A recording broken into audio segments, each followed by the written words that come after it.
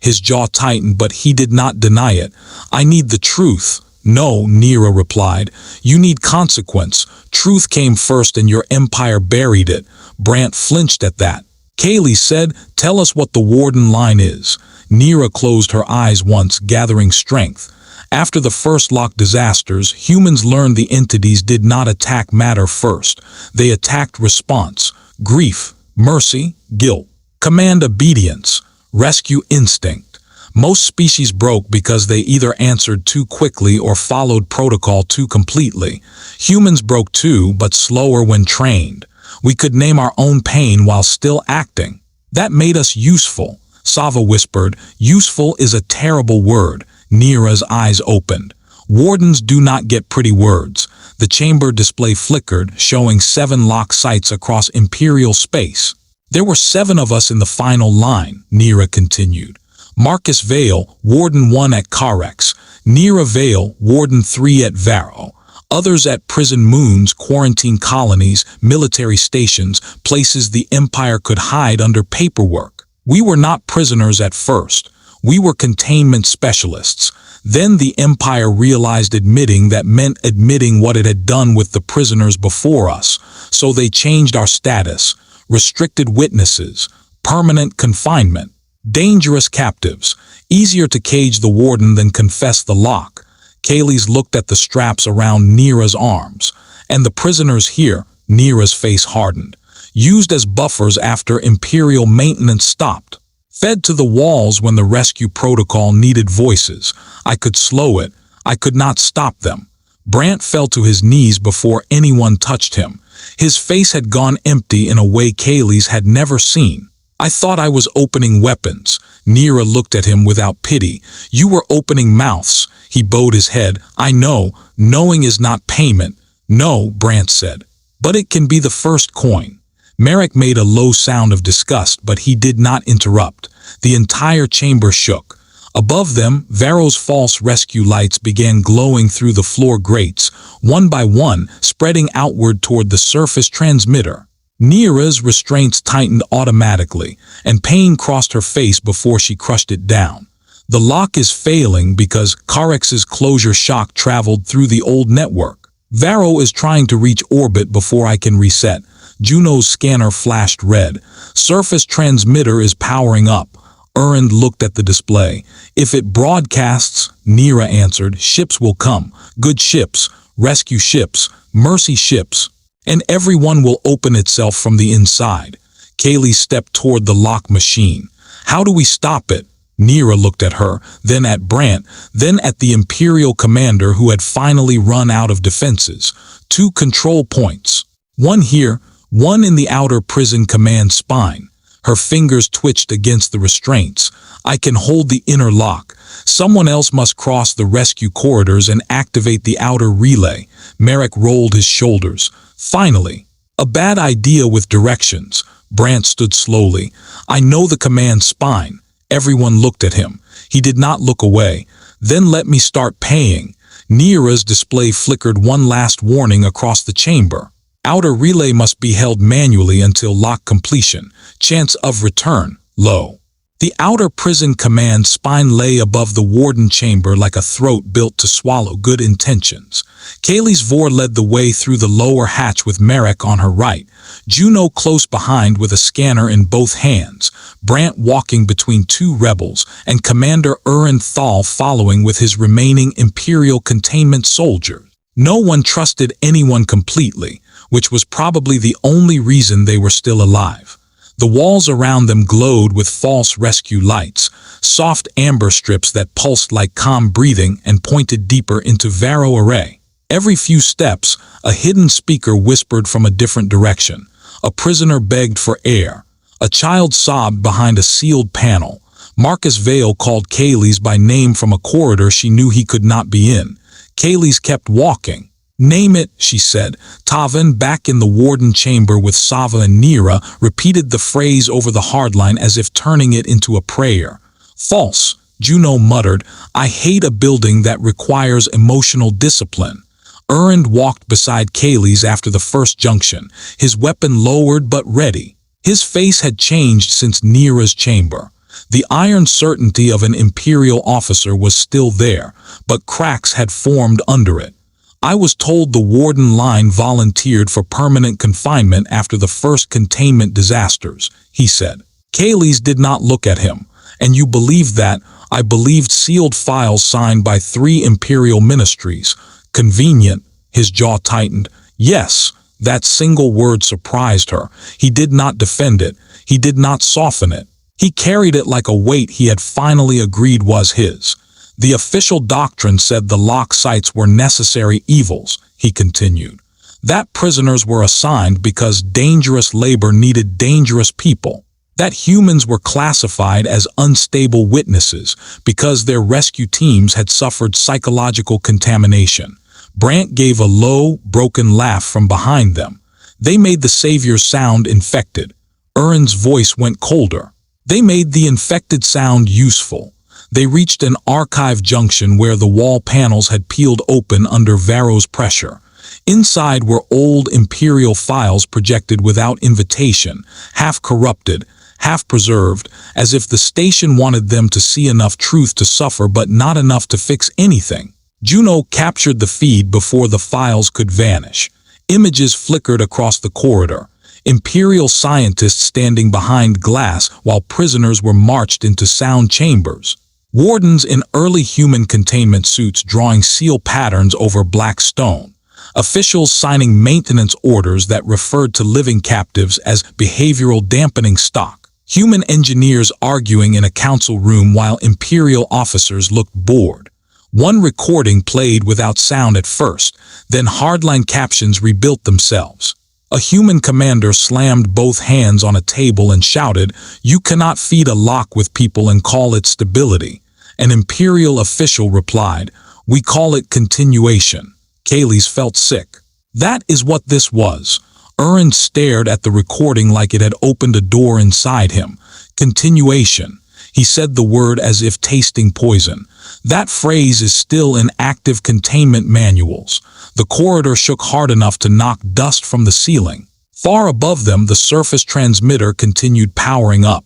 Nira's mechanical voice came through the hardline, strained but steady. "Outer relay team status." Kaylee's answered through her wrist unit. "Moving. We found old files." Nira replied, "Do not let the dead teach you slowly. The transmitter reaches broadcast threshold in 17 minutes. Merrick looked down the next hallway, where 3 amber rescue lights blinked over separate doors. "Which route?" Brant stepped forward, scanning the floor. "Not the lit ones." Juno snorted. "That seems to be a theme." Brant pointed to a dark maintenance crawl half hidden behind a collapsed panel. The command spine used to have a service artery for technicians who were not allowed through active prisoner corridors. "If Varro lights a path, do not take it." Merrick stared at him. "If this is a trap, I will fold you into the wall." Brant nodded. "Fair." They entered the crawl one by one. The space was tight, lined with old pipes and cable bundles that hummed with living whispers. Halfway through, Brant stopped.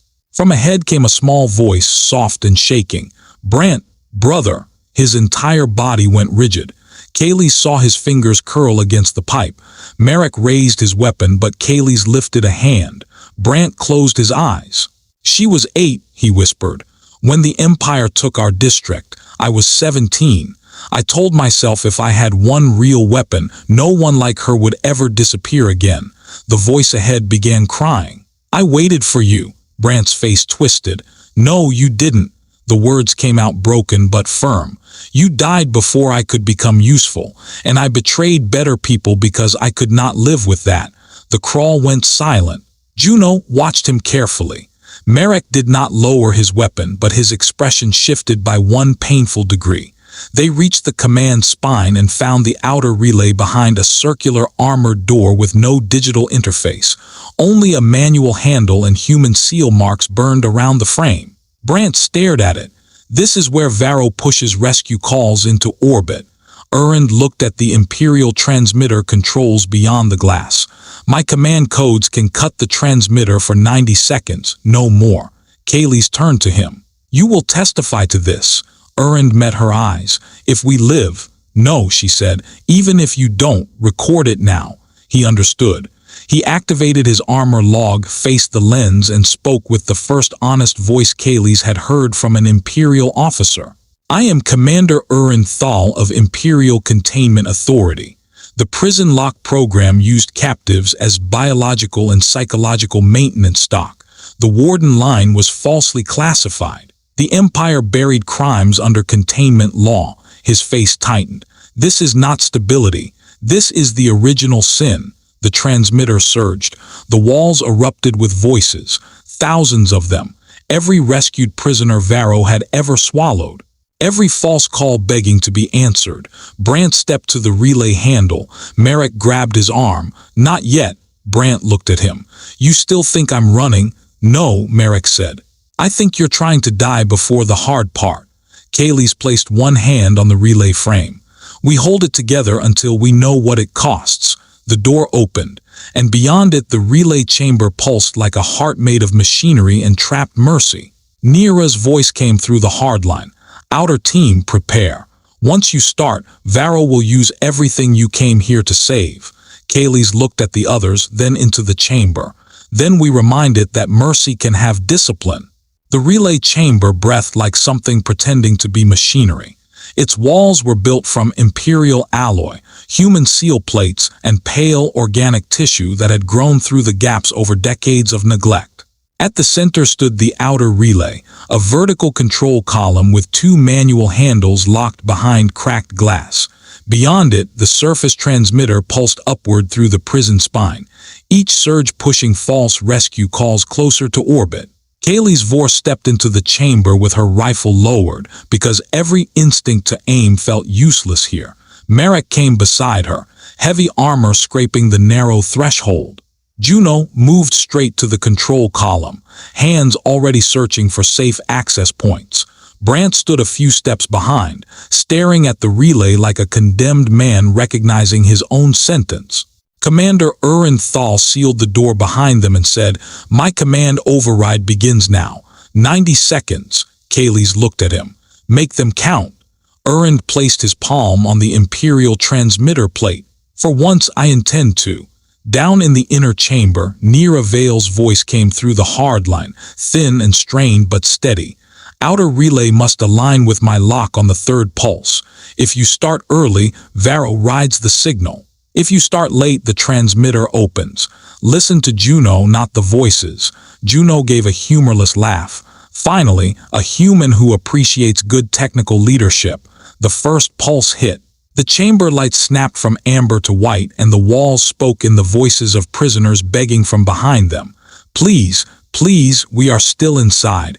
Please open the walls." Merrick's jaw tightened. "I know they are false," Brant whispered. "Some of them were real once. That is why it hurts." Kaylee's forced her eyes to the control column. "Pain is not permission. Hold position." The second pulse came harder. The floor changed under them, or seemed to. For one breath, the relay chamber was gone, replaced by the corridor outside Deep Cell 9. Marcus Vale stood behind the closing door, arms lit white by the seal, looking at Kaylee's with exhausted calm. "You came back too late," he said. Kaylee's froze. It was perfect. The lighting, the door, the angle of his shoulders. The one sentence she had feared in every dream since Karex. Merrick reached for her, but Tavan's voice cut through the hardline from Nira's chamber. "Commander, false. He never blamed you. Name it." Kaylee's throat burned. "False." The vision shook. Marcus's face bent slightly, not with pain but with annoyance at being disbelieved. "False," she said again, louder.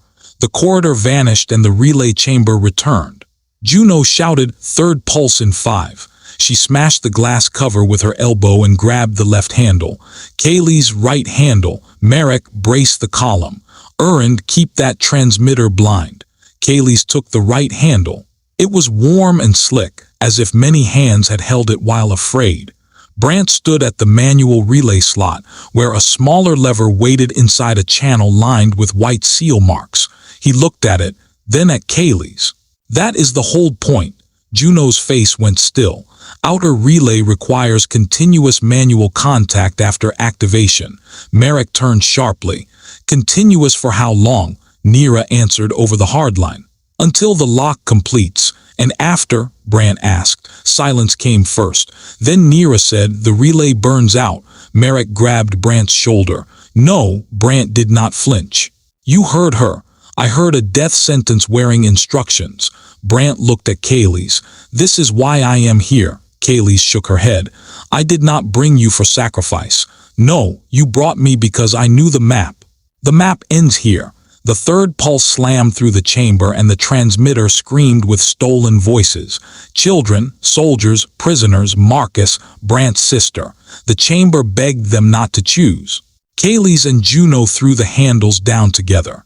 Merrick held the column steady as it fought like a living thing. Urin shouted that his override was failing. Down below, Nira's lock answered with a deep white flare that ran through the floor and up the walls. The relay slot opened. Brant stepped forward. Merrick caught him again, but this time Brant placed one hand over Merrick's and gently pushed it away. Redemption is not a door you walk through once, Merrick said, voice rough. Brant managed a faint smile. Then I will keep walking. He shoved his arm into the relay slot and pulled the lever down.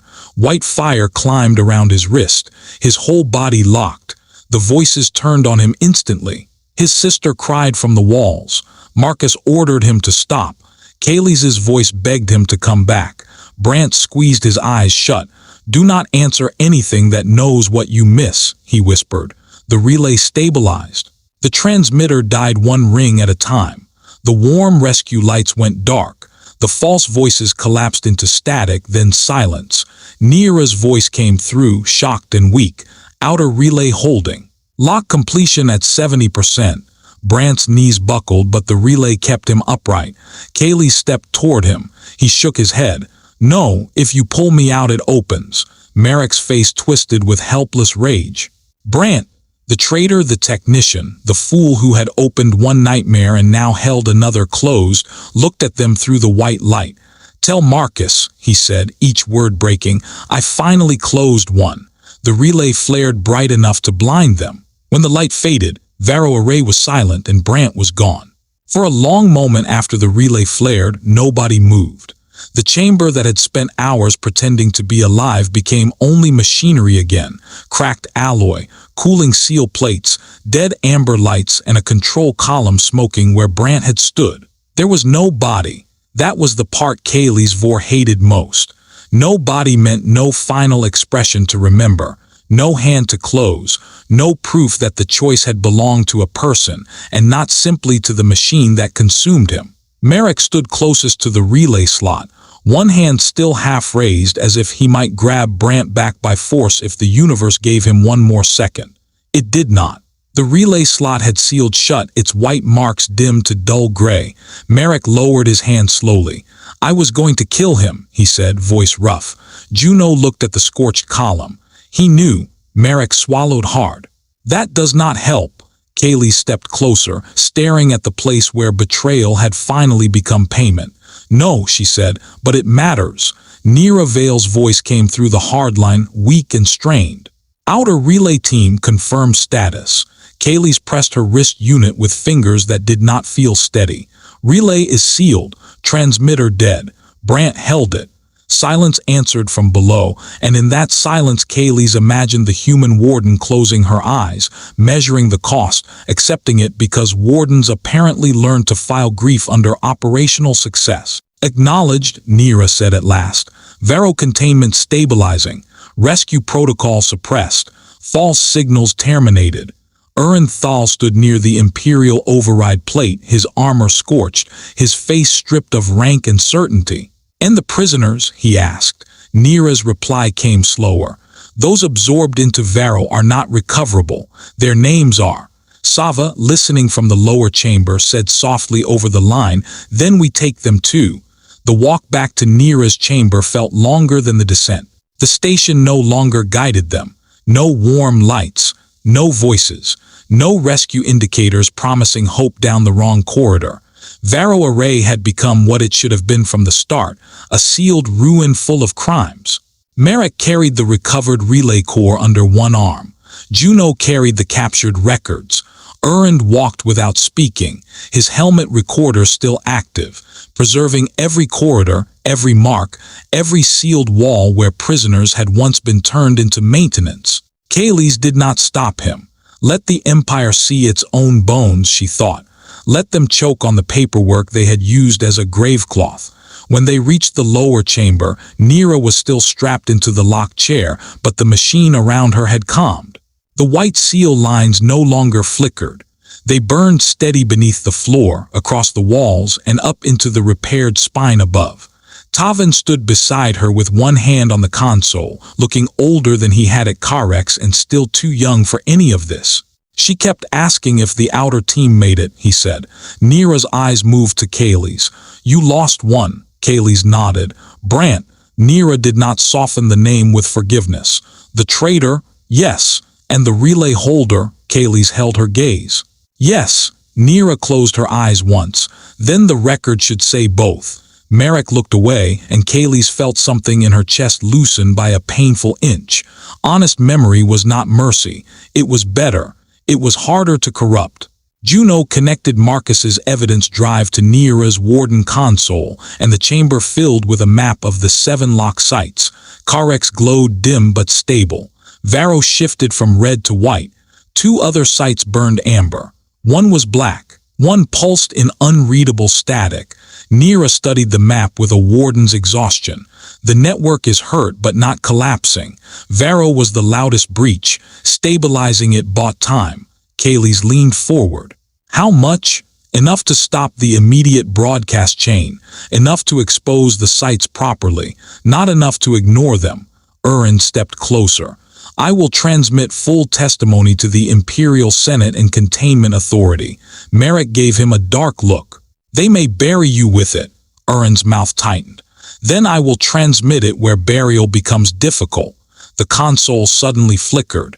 Every weapon in the room rose by instinct, but Neera lifted one trembling hand. Wait! A thin signal line formed across the map, not from Varro, not from the Dawnspite, but from Carex deep. Kaylee's felt the air leave her lungs. The signal was weak, broken, and threaded through emergency seal code. Neera's eyes widened. Warden 1 emergency stasis handshake. Tavin whispered, Marcus. Kaylee stepped closer to the console. Can you verify? Neera's hands moved slowly over the controls. The pattern is human, old, damaged. It is not rescue protocol. It is not Varro mimicry. The signal cracked into fragments. No voice at first, just pulse code. Juno translated with shaking fingers. Alive, lock stable, do not open without second warden. Kaylee's gripped the edge of the console. For a moment she saw him again behind the closing cell door, white light swallowing his arms, telling her not to come alone. She had carried that sentence like punishment. Now it sounded like instruction. Neera looked at her, and for the first time her tired face showed something dangerously close to hope. Marcus is alive, she said, but Carex will not release him without another warden to balance the seal. Kaylee's turned toward the sealed corridors above, toward the Dawnspite, toward the black moon waiting behind them in Imperial space. Then we go back. Erend said Carex will be guarded. Merrick lifted his rifle. Good, I need something uncomplicated. Sava's voice came through the line, quiet but firm. This time we plan. This time we bring containment gear. This time nobody goes alone. Kaylee's looked at the map, at Varro glowing white, at Brant's empty place in the record, at the weak pulse from Carex deep. Marcus closed the first door for us, she said. Now we open it properly. Carex deep looked smaller when Kaylee's Vor returned to it with an army that knew what it was. Not less dangerous, not less cruel, but smaller in the way all lies became smaller once dragged under enough light. The black moon still hung beneath the burned giant, silent and scarred, and the prison still crouched under 12 kilometers of rock like a secret trying to become stone. But this time Kaylee's did not come through a stolen waste heat tunnel with 6 rebels, a hidden map, and too much hope.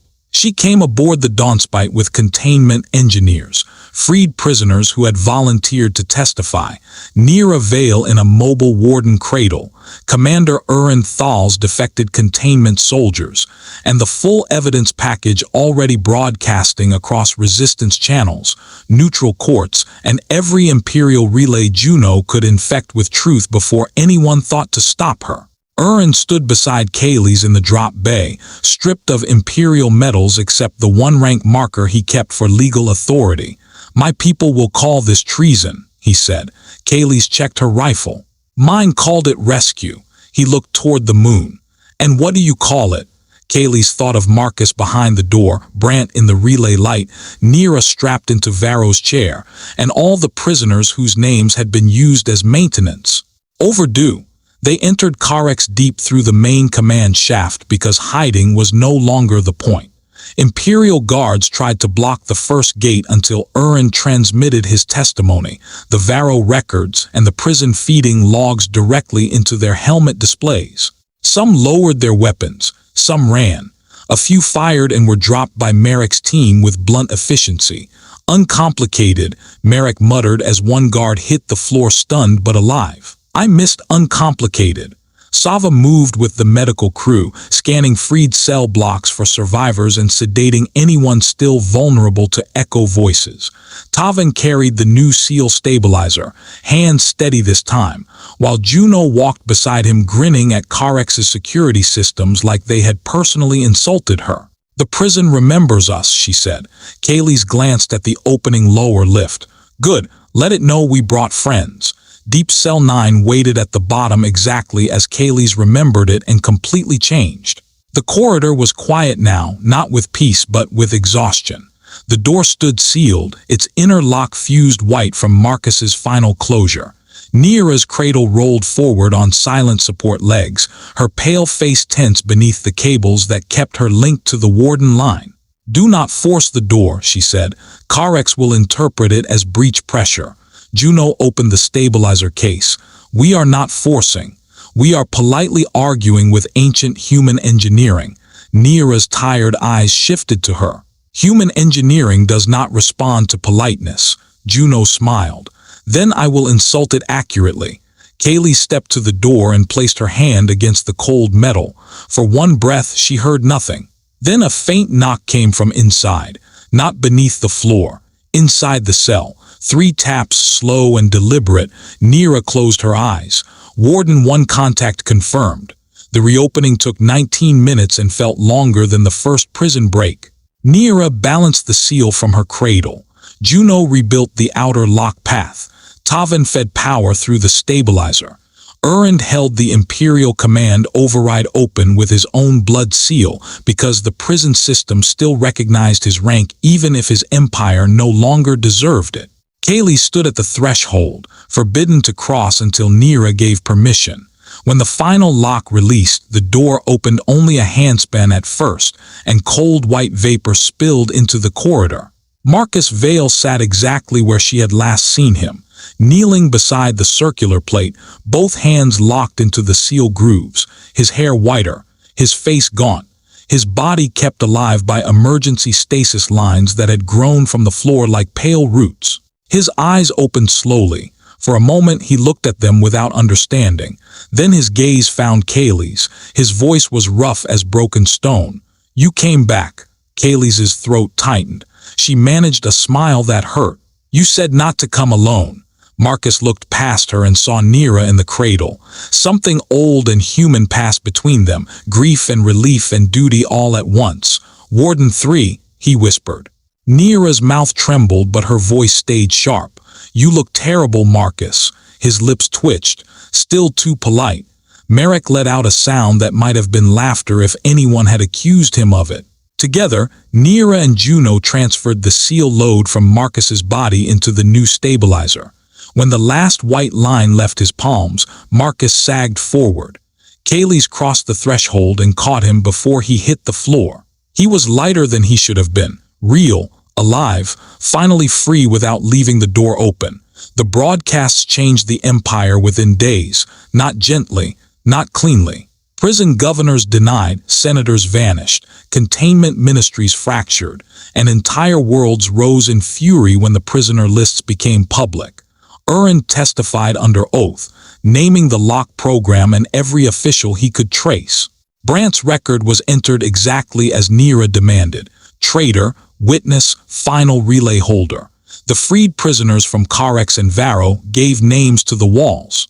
The resistance, defected containment forces, and surviving wardens formed the Warden Accord, not to hide the locks, but to guard them honestly, free the captives, stabilize the sites, and make sure no empire ever again built a prison out of someone else's nightmare. Weeks later, Marcus stood outside Carex Deep for the first time in 12 years, wrapped in a medical coat, staring across the Black Moon's horizon as pale light touched the stone. Kaylee stood beside him. "What now?" she asked. Marcus looked back at the prison, then at Neera, Juno, Marek, Sava, Tavan, and the rows of freed prisoners waiting behind them. "Now," he said, "we stop calling locks prisons." The human prisoner had refused to escape because he was guarding something worse than the prison. But when the others finally understood, they did not leave him to guard it alone. The doors remained closed, the truth remained open, and for the first time, the wardens came home.